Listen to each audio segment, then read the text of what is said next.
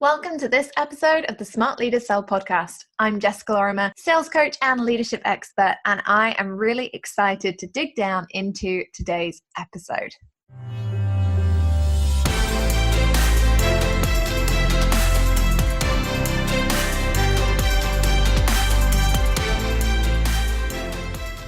Okay, so this week I want to talk to you about what it really takes to hit six figures in your business. Now, there is a reason that I want to talk about this today, and I'm so excited because I've hinted at it on the podcast. We've done a couple of special episodes around what it really takes to get to six figures with some super cool guests, but we are releasing the Six Figure Success series officially on Monday, the 5th of November. Now, the link is in the show notes, so if you do want to grab the accompanying workbook, which I spent quite a long time collating all of the super important information that you need to do and some really cool exercises to help you hit six figures and beyond in your business, then you can do that in the show notes.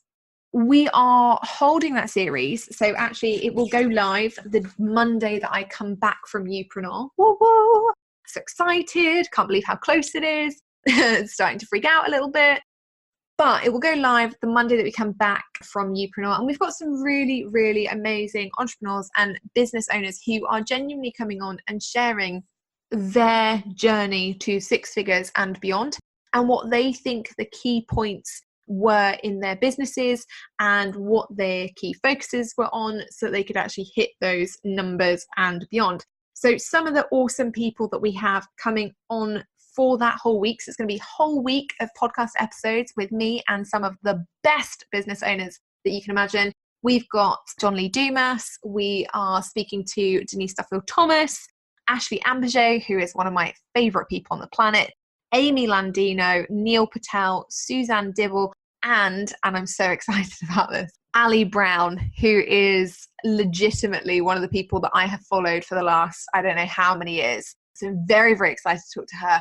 And we've got Mariah Cos as well. So we're speaking to some really, really awesome business owners and entrepreneurs who genuinely have broken through the six-figure, seven-figure, and in some cases beyond, about what it really takes to get your business where you want it to be.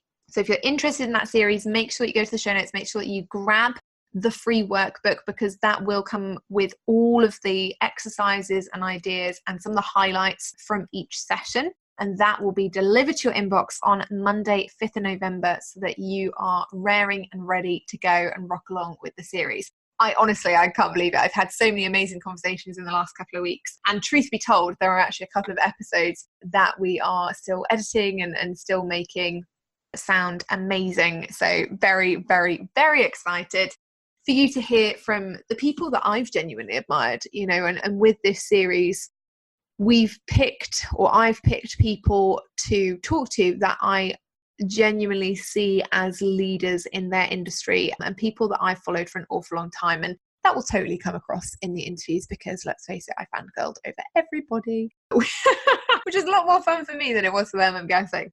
So in preparation for that, in preparation for the fact that this series is coming, I wanted to talk to you about what it really takes, in my opinion, to build a six-figure business and beyond. Because this is a thing that I keep seeing online, and lots of people are touting that they can get you to that six-figure point, and everybody seems to have this goal to hit six figures. And I started thinking about why this was so important to people when we were putting this series together. And my honest opinion is that six figures for the majority of people feels like the point at which they've made it. If you can make £100,000 or $100,000 in any industry, then people start seeing it as being viable. And I see the opposing sides of this. So when I started my business, I went through a few phases. The first phase was actually quite arrogant. I was like, well, how difficult can it be? How difficult can it be to make six figures? Like, I'd gone from working in companies where I was billing that every month for companies. I wasn't getting anything particularly from it. I was getting my commission and things, but I was doing that for somebody else's business. So I was like, well, how difficult really can it be? And it was my arrogant phase. And then obviously I started running the business full time on my own and realized, that actually there were a lot of things that I had help with. It wasn't just a case of the sales stuff that I was responsible for when I was working in corporate, but actually I'd had this whole backup support team of people who would, create marketing graphics, and people who would deal with HR, and people who would deal with legal stuff, and all this kind of thing that I could actually rely on. And my job was purely to sell. And so I came out of this headspace of how difficult can it be? I just have to sell stuff, to, oh, maybe I should focus a whole load of my time on this stuff, but then I'm not selling. Oh God, actually, it's a lot harder than it looks.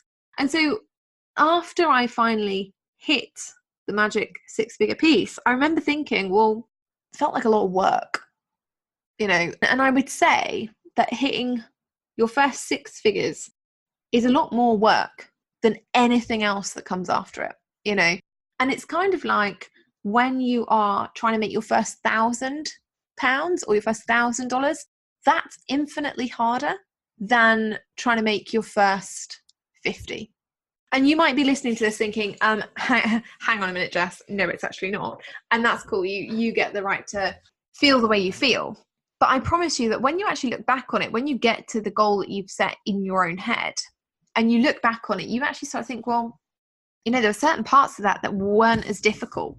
And I was talking with this about lovely Liz, who obviously is the CRO in my business. And she was saying to me, it's funny because before I started working with you, I thought I was working really hard. And yet now that I'm working with you and I'm seeing all the stuff that's going out there, I'm realizing that I wasn't doing that much. I was busy. I was doing busy work, but I wasn't actually actioning that much. And it's funny because I said to her, I'm exactly the same. When I first started my business and I went through this, oh my goodness, I used to have loads of other people that could do accounts and finance and HR. I did exactly the same. I did lots of busy work, but I didn't necessarily do things that were building my business strategically or sustainably. And that made a big difference to my bottom line. And so today, that's what I want to cover, is this idea of hitting 6 figures. What does it actually take, in my opinion? Because you're about to hear a whole bunch of other people's strategies and opinions on this as well. And they're, honestly, recording the episodes has been absolutely phenomenal. So they are going to be amazing. But also, why should you really want to hit 6 figures in the first place? Is 6 figures the goal that you want to hit, or do you have something else in mind? Because what we see a lot of online, and I think people have become desensitized and almost disgusted with this idea of talking about 6 figures. I remember 4 years ago when I came online, people would say, do you want to make 6 figures? And people would be like, oh my God, that would be the best thing ever. And now if you talk in your marketing about making 6 figures, you get the crowd who go, oh my God, you're so sleazy because you talk about making money. And I've been on both sides of that fence, by the way. I've absolutely been on both sides of that fence, because I think there is a way to do it. But it doesn't take me away from this feeling that I have that having a financial goal and wanting more in your life is a good thing. And I know from my own perspective, and I guess, this is probably the first time we've talked about this together. From my perspective, I remember when I wasn't making the money that I wanted, and I was looking at all of these people living the lives they wanted. They were, going to luxury hotels. They were buying branded handbags or whatever the kind of things were that they were doing. And they were using that to market. They were like, oh, here I am. I just bought a Chanel bag. It cost me $30 million squillion dollars. You should come buy from me because I can afford to buy a Chanel handbag. And I did think that was gross. And I did think that was sleazy. And as a result, for the last 4 years, I have stayed as far away from that kind of marketing as humanly possible. In fact, I went out and bought a pair of, this is a fun story. I went out with my mum a couple of weeks ago to find my outfit for Youpreneur. And the one thing I really wanted was a really nice pair of shoes. And I am somebody who, since I was about, 14, I love nice shoes. I live in flip-flops and flats 100% of the time. But the one thing that I miss about my corporate job, and this sounds awful, is the fact that I could wear really nice shoes into the office every day. And I have a wardrobe full of corporate cast-offs. I've got a wardrobe full of Jimmy Choos. I've got a wardrobe full of really lovely high-heeled shoes that I've got from abroad. I've got handmade stuff. I've got a whole collection of them. And occasionally I will go in there and I'll just get out the boxes and be like, oh, this would be really nice. And if I'm ever writing a talk or something like this, or I'm practicing for a talk, I will get out a pair of shoes and I'll wear them around the house because they make me feel more powerful, genuinely. But anyway, we went out recently and I was like, oh, I'd really like a new pair of shoes, just a really nice pair. So we went to Selfridges in London. And my mum is fairly savvy, right? My mum has just rejoined Facebook for the, I don't know, third time. She felt like after the data breaches, they might be stealing her data. And I thought, well, I'm not entirely sure why they'd want to steal your data because all you do is post pictures of your cats, but by the by. So we went out, we went to Selfridges and we sat there and we looked and we went around the Chanel outlet, we went around the Louboutin outlet, we went around the Jimmy Choo outlet, we went all around these places and I was trying on all these shoes and it was basically like my day in heaven because, you know, shoes, and we had a couple of cocktails in the bar and all this kind of stuff and it was lovely. And my mum said to me, shouldn't you be like filming this or something? Shouldn't this be like a video that we do as we go around? And, you know, wouldn't people like to see what you try on and all that kind of stuff? And I was like, oh God, no.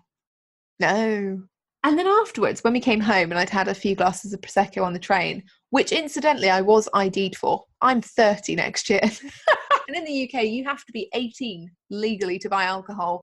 And I was ID'd. So I was like, woohoo, I'm winning at life. After a few glasses of Prosecco, I thought to myself, well, actually, yeah, perhaps that is all those things that I resented for so long about other people. Perhaps all that stuff that it made me feel uncomfortable that they would share these things that I was so adamant were sleazy and gross, that actually I was like, oh God, have I become that person who wants to share that stuff? And for a couple of weeks, like it put me into a bit of a spin because I started thinking, well, what kind of person does that make me? Does it make me sleazy? Does it make me gross? Does it, you know? And so anyway, I was having a chat with my mother because we talk every day with that kind of family. And we were talking about this idea of success because I was explaining this to her. I was like, you know, a couple of weeks ago, you told me that I should have been recording this video and perhaps I should. And I see all these people out there and they're selling like this luxury lifestyle, this aspirational lifestyle, and they're not actually selling that much substance, if I'm honest. And that's what kind of got me about this space 4 years ago when people would sell that six-figure dream. It was like, I can make six figures. I can buy a pair of Chanel shoes. I can buy a Louis Vuitton bag. And they were selling that, but there was nothing that was actually backing it up. Their clients weren't necessarily doing that well, but their clients were the ones who were funding this lifestyle. And I was like, it just felt like every time I was going online, I was seeing people who were like, yay, I just bought a Louis Vuitton bag, but my client is in $80,000 worth of debt. And it made me uncomfortable. You know, I think sometimes I don't want to say too much integrity. I'm like looking at my whiteboard thinking, really?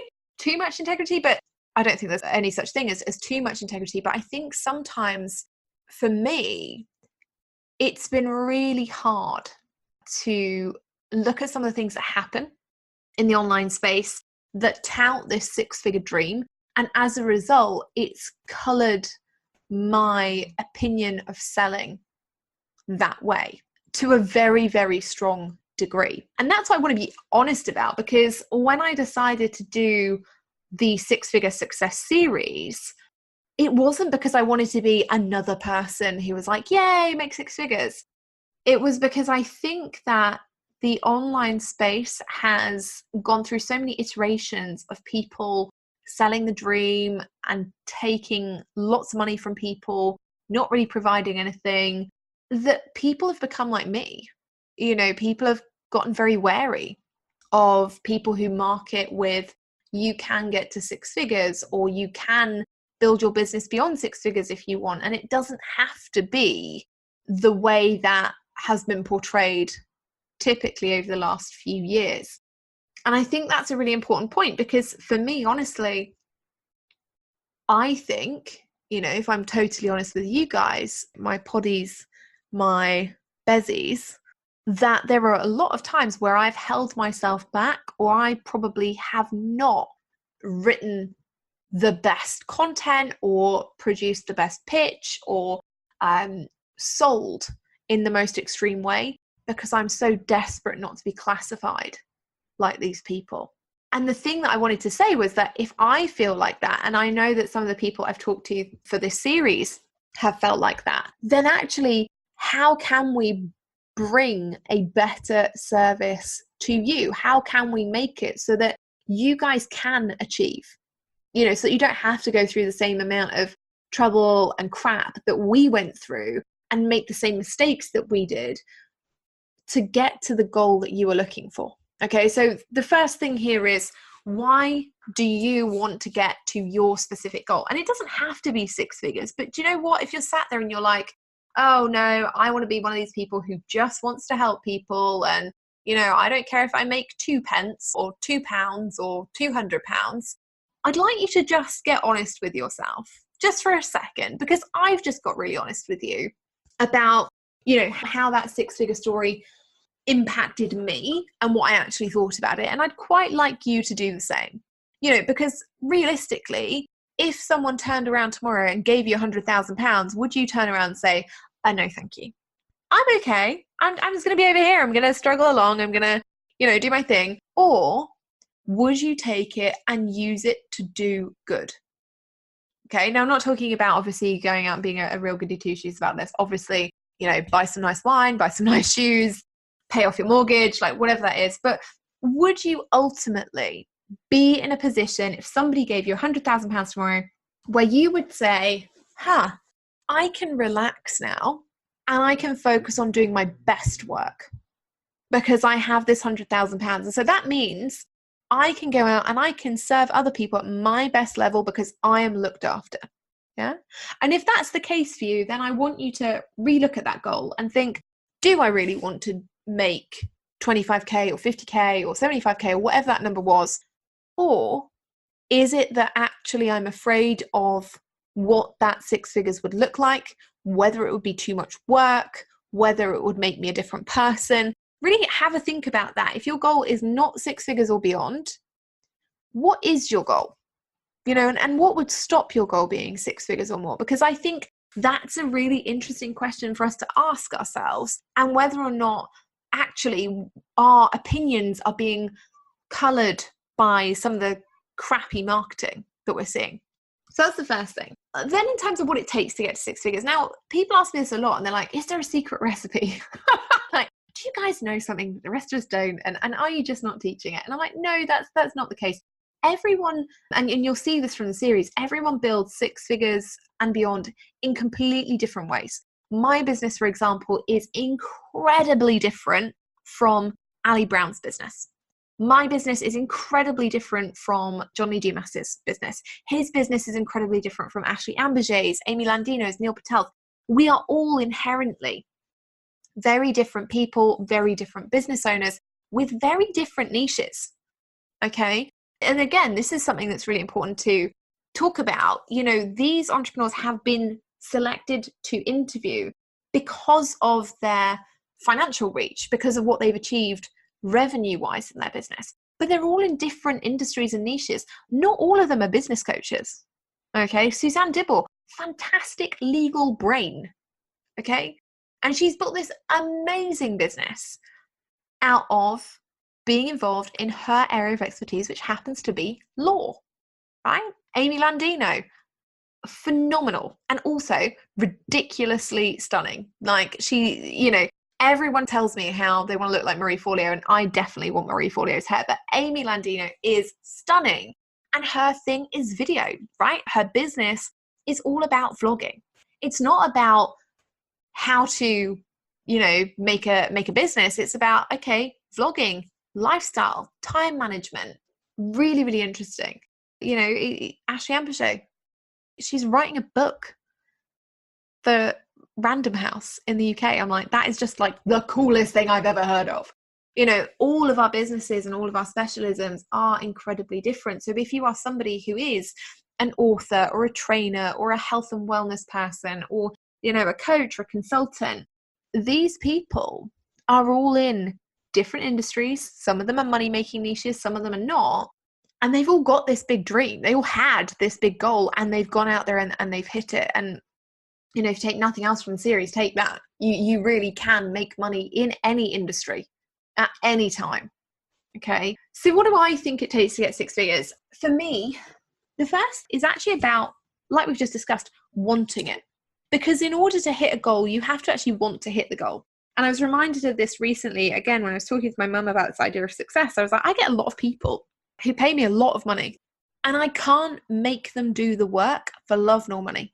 I can turn up if I'm working with them, on the rare occasion that I'm working with them one-to-one. I can turn up every week and I'd be like, what did you do this week? How did you get on? What did you do? And they'll go, oh, life just got in the way. These things happened. I'm going to do it next week. And for some people, next week is just, it's next week, it's next week, it's next week. And it never actually comes, right? So the first thing about wanting to make six figures is that you have to actually want to. You have to internally to yourself say, yes, I want to make this amount of money, and tie it ideally to something. Why do you want to make six figures? Why is that number important to you specifically? For me, six figures, if I'm honest, was about, if I make six figures in my business, I will have a real business, because I knew that the people that I was working with in corporate and my corporate friends would be like, oh, Jess, that's really cute that you have a business that's making like 10 grand a year. That's nice. Why would you give up your really cushy salary and stuff to do that? And so for me, I knew that they wouldn't take it seriously unless I got to that point, and that was my quest for six figures, was almost that external validation that I could go to other people and say, yeah, well, I built a real business and guess what? I got to do it in my pajamas. Your reason for six figures might be completely different. It might be that you have a goal to move your family across the world. It might be that you genuinely want to spend all day, every day wearing designer clothes. FYI, if you want to do that, I would suggest aiming a little higher than six figures, because designer clothes are expensive. But it's that kind of thing. You've got to connect to, why do you actually want it? Why do you want to hit that particular goal? The second thing is about focus, and actually focusing on the things you need to do to get to six figures. Because I see a lot of people who go, yeah, I really want to make six figures, but also I really want to redo all of my graphics in Canva in a different color. And also I really want to go through my website and, rewrite it all in the third person. And after I've done that, I'd also really like to only work 2 hours a week.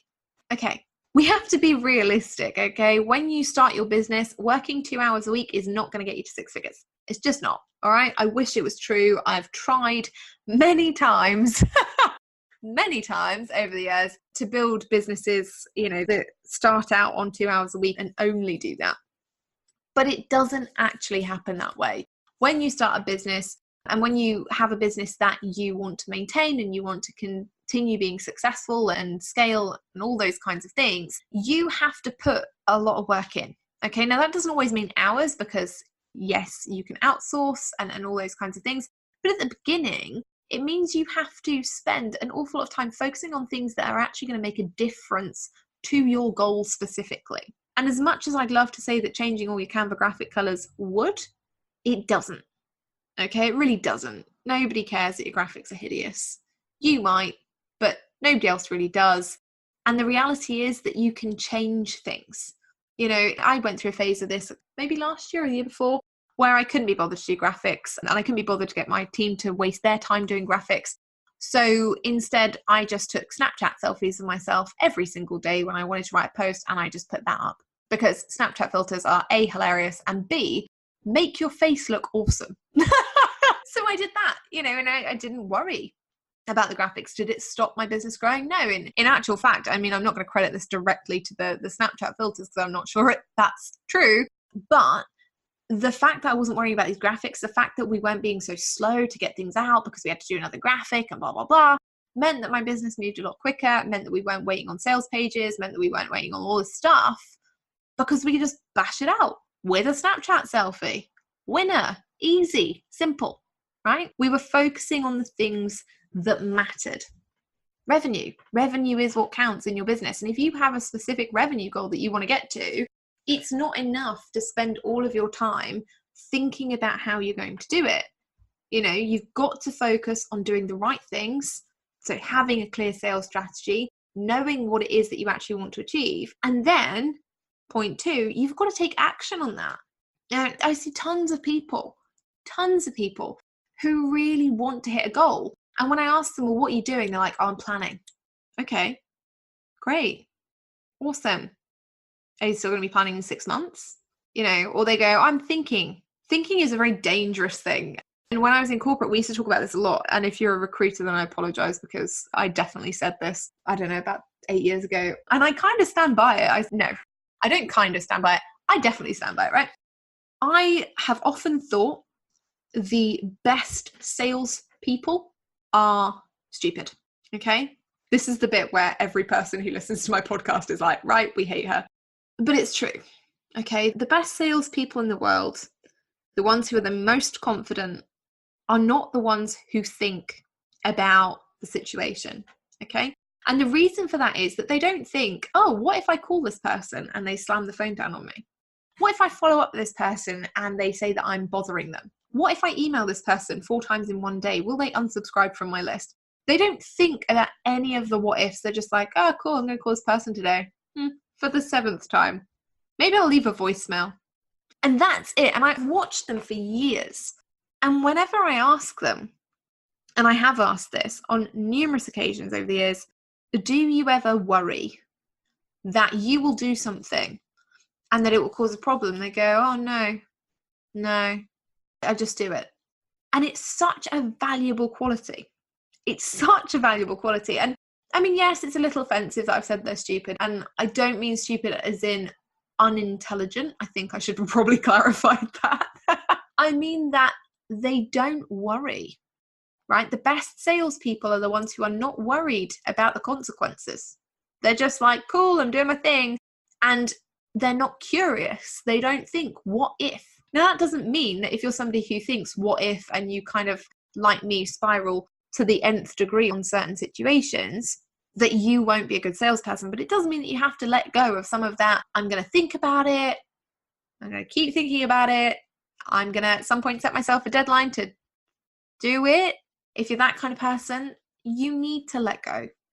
Okay, you need to let go of some of those qualities because it's not actually helping you. Endlessly thinking about it, all you're doing is putting off the inevitable. And the inevitable is that at some point you are going to have to take action. And that's where we start to get scared. And that's where people start to worry about, well, what if I do this? What if that happens? And it's like, well, until you do that, we won't know. So, we can debate it for hours and hours and hours. But unless you actually do anything in that vein, we're never going to know, and we're never going to have the data to be able to come back to and say, well, that worked really well. And actually, that was the worst idea you've ever had. So action is a key point. If you are somebody who is currently, you've got all of the courses, and again, this was me, so I'm not judging at all, but if you're somebody who's got all of the courses and you've never taken action on them, and you don't have time, and you're always firefighting, you've always got client delivery to do, and you've always got this, and you've always got that, your business is not going to grow, okay? And I want to be honest about that, however bluntly it may be delivered, because actually your job is to grow your business, and your job is to provide the best experience for your clients. Anything else is irrelevant to your business, okay? So, anything else should not be focused on, particularly not first. And that's what I'm seeing, is that all these people out there are like, I'm not going to take action because I'm just going to have another think about it for a minute. I'm going to think about whether or not that sales strategy is going to work for 7 weeks. And then I'm going to be absolutely desperate to make a ton of money and have to start executing it right from the beginning. I'm going to think about whether or not I really need to hire a new person into my business. And then fast forward 6 months and I realize I'm at capacity. I have nobody that is trained up and I can't remove myself from the problem that I've created. Those situations are not situations you want. And it doesn't mean just take action and just do a load of stuff that you don't need to do either. It means if you have something that needs to happen, if you have a goal like 6 figures that you want to hit, you need to start taking action on some of the things that are going to make a difference. You need to implement your sales strategy. You need to go out there and talk to potential clients. You need to go out there and deliver epic results for your current clients. Those are things that you need to be focusing on, and actually actioning. All right. And then the third thing is this clear sales strategy. I see so many people who are going and they're jumping from one thing to the other. They're going to sell one thing, then they're going to sell another thing, and they don't have the audience capacity to do it. And also the brain capacity. Like, launching is hard. Can we just say that? Like, launching is tough. And so when people are launching time and time and time again, they're fatiguing their audience and they're fatiguing themselves. Because what they've done is they've somehow inadvertently created this feast or famine business model that means that when they launch, they get a bunch of money. And when they don't launch, they have nothing. So their income consistently, it's like, okay, I'm going to make 5K one month, then 0. Then I'm going to make 10K one month, then I'm going to make 2K. Then I'm going to make, 5K and then 0 again. And their business can't survive like that. And also nor can they, because you put yourself under that much stress, at some point you're going to give yourself a heart attack. That's not recommended doctor advice, by the way, but I'm guessing that doctors would also say that. You've got to be really, really smart about your sales strategy. It's not enough to sit there. And I think one of the biggest issues I have is people who go, oh yeah, just do what you're inspired to do.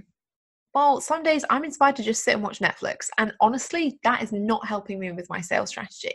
But if I plan out a simple sales strategy that works for me and I map it out in advance and I get my content created, then guess what? If at some point over the next, 6 to 8 weeks, I am inspired to sit and watch Netflix, I get to sit and watch Netflix and I feel perfectly validated because in the background, my sales strategy is working for me. Yeah. If you don't have a sales strategy that's planned out in that way, if you don't have something that is working for you, even when you are not, then you are always going to have this business that jumps from launch to launch to launch and that stresses you out because you don't have those underpinning foundations of not starting every month from 0. Okay, so you must have a clear sales strategy that you actually execute. Whether that's batching all the content in advance, whether it's that you do a live stream strategy, whether it's that you hold webinar or automated webinars, whether you run a challenge, whether you have a particular email sequence that you keep running, whatever that looks like, you've got to have a clear sales strategy in your business and you must execute it. Because if you don't, that 6-figure, dream is exactly that. It's a dream and it's hard to attain because there's nothing being done about it when you are not working, which means every holiday you take, every weekend that you're off, you're constantly sat there thinking, well, I cannot make money this weekend. I cannot make money for these 2 weeks because I'm not physically there. I'm not in the business. And that's really hard because the reality is in 20 years time, how many of you actually want to be posting on Facebook every single day? Is that really what you want to do? Does everybody really want to be giving Zuckerberg a ton of time and energy when your kid's graduation? When you're at the birth of your first grandchild, the birth of your first child, do you really want to have to Facebook that?